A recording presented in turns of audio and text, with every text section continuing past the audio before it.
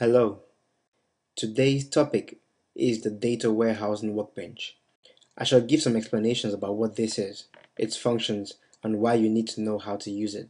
And lastly, I shall show you a screencast of the software in action so that you can have an overview of how it works. First of all, the workbench is your personal workspace.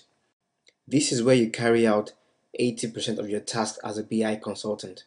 The tasks vary from administration to maintenance of the BI warehouse.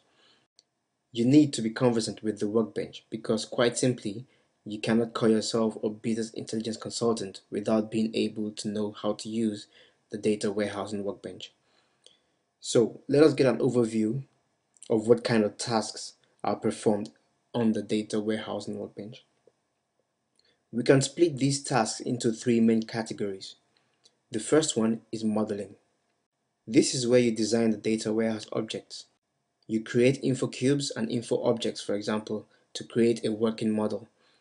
We shall go into more detail about info cubes and info objects in a later lesson. But basically, this is where the business intelligence application comes together. The second group of tasks can be grouped under monitoring. The data transfers through the system from source to destination, which are the reports, are all monitored. Updates to the data are also monitored. And lastly, we have a group of tasks which can be grouped under scheduling. There are tasks that have to be run periodically in the BI warehouse.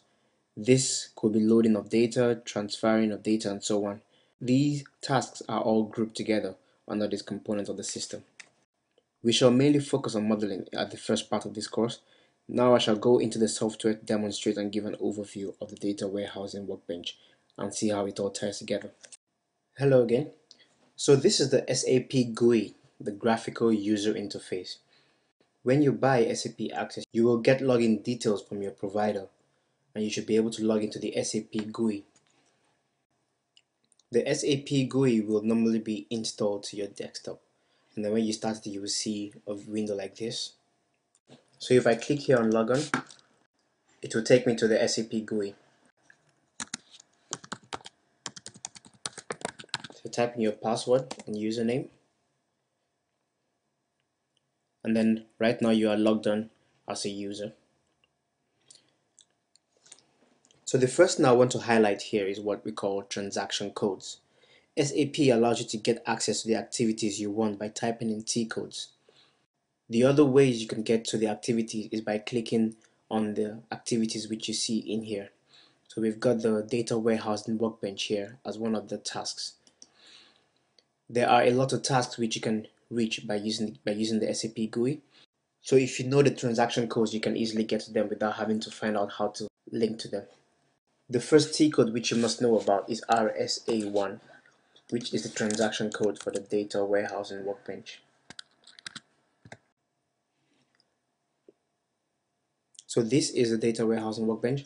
You have a couple of toolbars up at the front. You have the tasks which you can perform down here on the left hand side, and then you have the data which you can perform those tasks on the right hand side. So let us go through the tasks on the left. The first one you see here is modeling.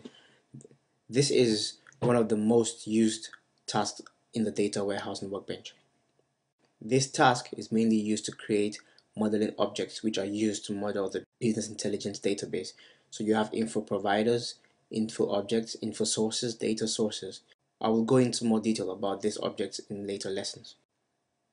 So on the right hand side, if you right click on any of these objects, you will get to see the operations which you can perform on those objects. You can create info areas, for example, create multi-providers as an example as well. The second task in this list is called administration. This is where the BI data warehouse is being administered.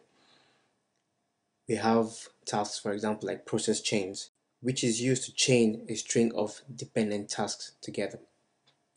You've got remodeling as well. This task is performed when you would like to change the model of the data warehouse. We also have repartitioning. You would perform that task when you want to make space for other models in the data warehouse. Another commonly used task is the BI content. SAP has provided sample data for a lot of industries and their common business processes. So basically, you do not have to create all the objects yourself. So you could actually get some objects which are prepared and you can use those as they come out of the box. So we have different business processes here, for example, like financial supply management, human resources, and also we have industry sectors, aerospace and defense, automotive, beverage, category management. So all these industry sectors have data which you can use out of the box, and we do not need to create models for them. The last task which I would like to highlight is the Metadata Repository. This is not really a task per se, but more like a repository or more like a place where you could view data about your data, which explains the fact metadata. It holds information about, for example, what date the object was created or which other objects in the system actually refer to this object. So we have different objects like info areas, info objects, workbooks, queries, reports as well. We've got info cubes, multi-providers. You will get to know more about these objects in later lessons. So there you have it. This is basically your playground here as a BI consultant. Over the course of the next lessons, we shall be diving deeper into the inner workings of the data warehouse in Workbench. Thank you for listening. Have a good day.